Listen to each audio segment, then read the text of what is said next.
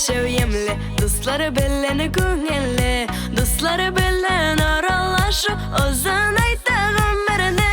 Dostlarıma rahmet eytip yarısı bedi ve yürekler, bitmez rahatlık süngüme söyü minin sizge dilekler.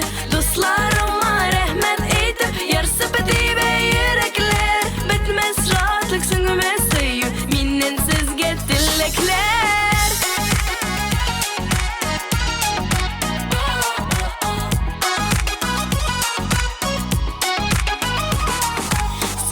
Dostları yaktı yıldız, ay nuriday balqaysız. Bu turmuşda şin kişisiz, şunga jengil atlaysız.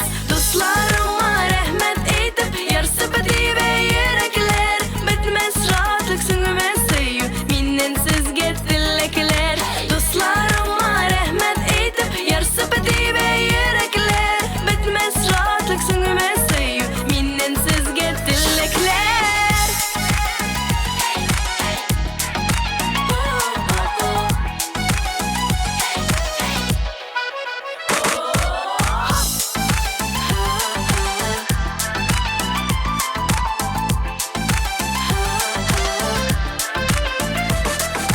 Can dostlarım tatlı yeşik, eşuyni kulağızda. Sev selamet yaşayız dip gül şeşem yollarızga.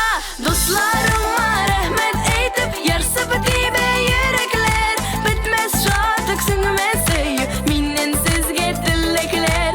Dostlarıma rahmet eytip yarısı bedi ve yürekler, bitmez rahatlık süngüme söyü minin sizge dilekler.